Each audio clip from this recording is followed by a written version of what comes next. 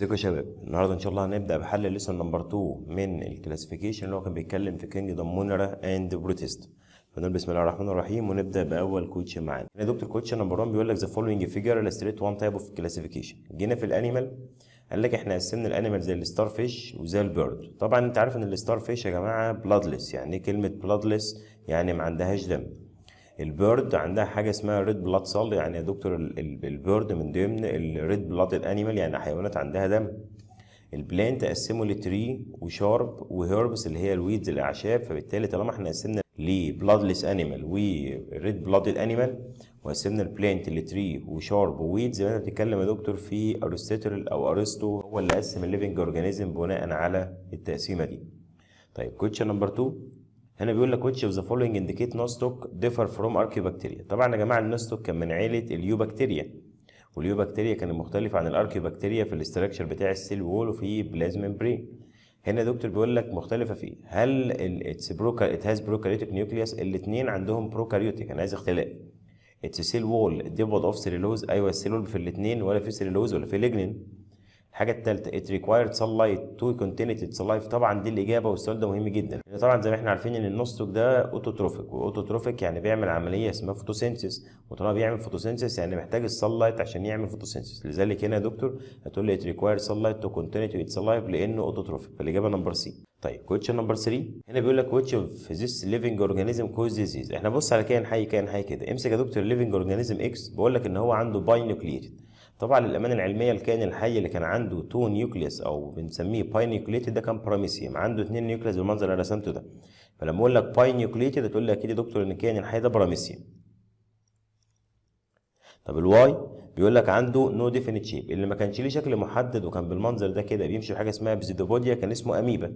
طيب الزد ات ريبروديوس باي سبور، اللي كان طبعا بيعمل ريبرودكشن بالسبور كان حاجه اسمها بلازموديوم اللي هو كان بيسبب مرض اسمه الملاريا. كوتش نمبر 1 من دول يا دكتور كوز ديزيز، طبعا هتقول لي الزد لانه كان بيجيب ملاريا. طيب كوتش نمبر 4 بيقول لك كوتش اوف ذيس ليفنج اورجانيزم فري ليفنج. طبعا طالما فري ليفنج يعني بيعيش لوحده كده من غير ما يسبب اي ضرر لاي كائن حي، فتقول لي يا دكتور او ممكن يقدر يعتمد على نفسه في اكله من غير ما يكون بارازايت. هتقول لي يا دكتور الاكس والواي لان الاثنين دول مش بارازايت، مش معتمدين على هوست زي ما البلازموديوم معتمد، فالاجابه هتبقى نمبر سي. طيب تعالى في كوتشن نمبر 5 هنا دكتور في الكوتشن ده برده كذا سيركل في بعض كده، تعالى نشوفها. السيركل الاولى بيقول لك ان هو عنده اي سبوت. طبعا لما نيجي نرسم الاي سبوت يا جماعه رسمنا رسمه اسمها يوجلينا. يوجلينا كان على الجنب كده في حاجه اسمها اي سبوت. يبقى يا جماعه ركزوا في التفاصيل دي، اللي كان عنده اي سبوت يبقى دي كده يوجلينا. اللي بعده اتس اوتوتروفيك. ماشي البي بقى. البي بيقول لك ان هو بروكاريوتيك. الوحيد اللي كانت العيله اللي هي بروكاريوتيك كانت عيله المونيرا. يبقى يا جماعه اكيد ده من عيله المونيرا. بص السي اتس يوكاريوتيك موفز باي فلاجيلم وبيكون بارازايت. اللي كان بيمشي بفلاجيلم وكان بارازايت كانت ترايبانوسوما. ترايبانوسوما اللي هي كانت بتجيب السليبنج ديزيز. فواحده واحده كده بقى يا شباب. طبعا هو هنا الترقيم مش متظبط بس عادي. هنا في كوتشن نمبر 4 بيقول لك اورجانيزم ايه مي ايه. طبعا يا جماعه الكائن الحي ايه هيكون طبعا يوجلينا، ما احنا خلاص قلناه هيكون يوجلين. طب 5 اورجانيزم بي. اورجانيزم بي اي حد من عيله المونرا، يعني من عيله الاركيوبكتيريا او من عيله اليوبكتيريا. هتقول لي يا دكتور اكيد النوستوك اللي هو كان تبع السيانوبكتيريا. طب 6 اورجانيزم سي مي بي ايه. السي يا جماعه هيكون مين؟ السي قلنا هيكون الترايبانوسوما، لذلك الاجابه هتبقى نمبر دي. فكره ان انا اجيب لك كذا سيركل كده يا دكتور عاملين انترسكشن مع بعض واسالك كل واحده عباره عن ايه، الفكره دي مهمه جدا.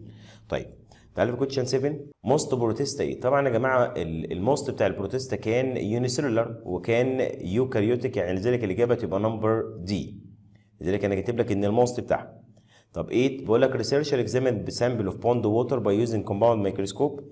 he identified some unicellular organism contain extension from the body. قال لك لا جسم فيه كائنات حيه كده يا دكتور خارج من جسمها كده extension اللي هي يعتبر بتمشي، اللي كان بالمنظر ده كده يا دكتور كانت الاميبا. بيقول لك تتوقع هي مين؟ هتقول لي اكيد الاميبا. طيب كويشن نمبر 9 which of the following organism doesn't have level in taxonomic hierarchy. يعني مين من دول يا دكتور لا يصنف؟ اللي كانوا لا يصنفوا ثلاثه كان الفيروس وكان الفيريود وكانت البيريونز، لذلك الاجابه هتبقى نمبر سي. طيب كويشن 10 which of the following organism classified according to modern classification. مين من دول يصنف بناء على المودرن كلاسيفيكيشن؟ اي كائن حي ما عدا الفيروس وما عدا الفيريود وما عدا البيريونز، لذلك الاجابه هتبقى نمبر بي. لان الاتش اي في ده فيروس والبيريونز مكتوبه في السي والفيريود موجوده فين؟ في الدي، لذلك يا دكتور الاي والسي والدي لا يصنفوا، اللي يصنف فقط الاجابه نمبر بي. هو البلازموديوم. question 11 which of the following pathogen not classified according to modern classification. مين من دول لا يصنف؟ اتفقنا ان اللي لا يصنف اللي هو اللي بيكون تبع الفيروس او الفيريو او البيريونز. لذلك يا دكتور هتقولي هنا الاجابه هتبقى الايدز، لان الايدز ده طبعا فيروس وهو الذي لا يصنف. انما السليبنج ديزيز كانت تبع الترايبانوسوما، ملاريا كانت تبع البلازموديوم، والاليفانتيزيس دي كانت طبعا بتسببه وورم معينه هناخدها بعدين، فالورم دي برضو تبع التصنيف. لذلك الاجابه هتبقى نمبر سي اللي هو الايدز. question 12 all of the following organism gather between characteristic للليفنج والنون ليفنج except، يعني كل من دول يا اما ليفنج يا اما نون ليفنج، لذلك انا ما صنفتهمش ما عدا مين؟ طبعا الفيروس قلنا يا جماعه الفيروس بره جسمك بيكون نون ليفنج، جوه جسمك بيتحول ليفنج، لذلك الفيروس تبع العيله دي. بس الفيريود والبيريونز نفس الكلام، بره جسمك بيكونوا نون ليفنج وجوه جسم الليفنج اورجانيزم بيتحولوا لليفنج. يبقى انت يا دكتور دلوقتي بتتكلم كل دول عندهم الكاركترز النون ليفنج والليفنج ما عدا الفنجاي، لان الفنجاي دايما ليفنج، لذلك الاجابه هتبقى نمبر سي. طيب كويشن 13 مونيرا كاركترايزد بايه؟ مين من دول يميز عيله المونيرا؟ السؤال ده مهم جدا. طبعا يا جماعه المونيرا لما جينا شرحنا قلنا ان المونيرا بتعمل ريبرودكشن بحاجه اسمها باينري فيجن، والباينري فيجن ما يميزه ان كان بيعتمد على ميتوتيك ديفيجن لان كان اسيكشوال ريبرودكشن. فبالتالي هنا تقول لي ان المونيرا كاركترايزد باي ديفايدنج ميتوتيكالي اونلي، لان هي بتعمل حاجه اسمها ماينري فيجن، والباينري فيجن بيتم عن طريق الاسيكشوال ريبرودكشن اللي بيعتمد على الميتوتيك ديفيجن فقط. لذلك الاجابه نمبر دي. السؤال ده مهم جدا جدا. طيب كويشن 14 هنا بيقول لك ذا فولوينج دياجرام الستريت تايب اوف كلاسيفيكيشن. هنا بيقول لك اوتوتروفيك وهنا هيتروتروفيك. طبعا الاوتوتروفيك يا جماعه يعني بلانت او كائن حي يقدر يعمل فوتوسينثيس، يعني هتقول لي يا دكتور اكيد البلانت. هيتروتروفيك يعني اكيد انت بتتكلم في عيله الانيمال ما بتقدرش تعمل فوتوسينثيس. لذلك مين اللي قسم الليفنج اورجانيزم بلانت وانيمال؟ السؤال ده حلو على فكره. تقول لي يا دكتور كارلوس لينياس هو اللي قسم الليفنج اورجانيزم لتو كينجدم، كينجدم بلانتيا وكينجدم انيمالي. طيب تعالى يا دكتور في كويشن نمبر 15 بكتيريال سيل وول ديفيدو فيه. طبعا يا جماعه السيل وول البكتيريا ولا في سيلولوز ولا في الليجنين، وده سؤال دايركت جدا ما فيهوش حاجه، لذلك الاجابه تبقى نمبر سي. طيب كويشن 16 هنا يا دكتور بيقول لك which of the following characters available على الاورجانيزم اللي قدام حضرتك. طبعا الرسمه دي يا جماعه كانت النوستوك، والنوستوك ده كان من عيله اليو بكتيريا اللي هي كانت تبع الكينجدم مونيرا. لذلك هنا هتقول لي it has nuclear membrane غلط، لان المونيرا كانت كلها بروكاريوتيك ما عندهاش nuclear membrane. It has complex structure برضه غلط، لان كان الاستراكشر بتاعها بسيط جدا. طب السي it contain chlorophyll pigment طبعا اللي قدام حضرتك دي طبعا بتكون اوتوتروفيك فيها كلوروفيل صح. it has 6 separated طبعا دي غلط، لذلك الاجابه هتبقى نمبر سي. question نمبر 17 بيقول لك the basic standard in classifying this organism among monera. ايه اللي يخليني احط الكائن الحي ده تبع عيله المونيرا؟ طبعا عشان هو عدد السيلز بتاعته او عشان هو مثلا يونيسيلولر، طبعا غلط، هو مش اي كائن حي يونيسيلولر اقول لك ان هو مونيرا. اهم حاجه كانت تميز المونيرا ان هي دكتور كانت ما عندهاش نيوكلير ممبرين، يعني تبع حاجه اسمها البروكاريوتيك. لذلك هنا اللي خلاني احط الكائن الحي ده تبع عيله المونيرا هو نوع النيوكليوس، لان كان عنده حاجه اسمها مين؟ عنده حاجه اسمها بروكاريوتيك نيوكليوس، لذلك الاجابه تبقى نمبر بي. السؤال ده برده مهم جدا.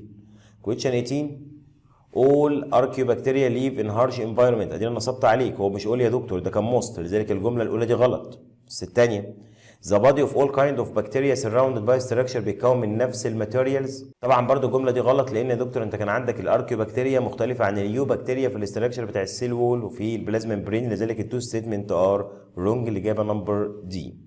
طيب question 19 هنا بيقول لك the following figure illustrate four cells of different living organism which of them belongs to kingdom monera.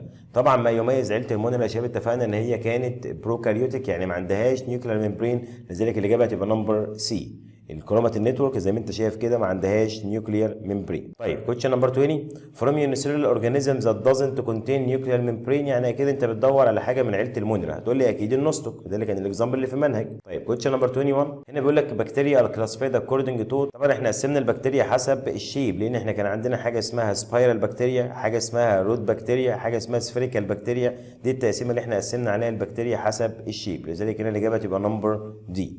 دول طبعا كانوا كام سؤال كده صغيرين على الجزء ده. احنا طبعا في اسئله تانية هننزلها لحضراتكم هنحلها مع بعض برضو والله، انا هبعت لكم البي دي اف بتاعها. فده بس الماشي في ايدينا كده 21 كويشن كده، كام سؤال كده سهلين لحد ما نظبط الجزء الخاص، هنزود اسئله على الجزء ده برضو. فربنا معاكم ان شاء الله يا دكاتره، ونشوفكم على خير ان شاء الله. سي يو سون ان شاء الله.